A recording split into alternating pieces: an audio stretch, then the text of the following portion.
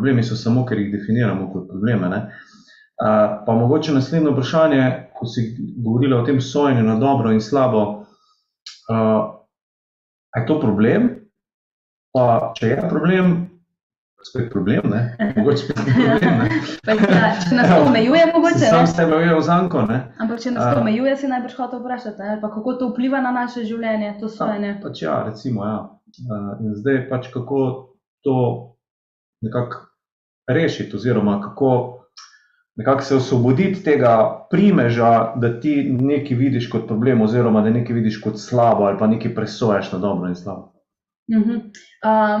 Ja, to je dobro vprašanje in to je tako enih ključnih vprašanj, ki vse ljudi nas zelo omejujejo, ta naša presojanja, obsojanja, pa sploh se tega ne zavedamo. Sploh se ne zavedamo, koliko smo obsojajoči.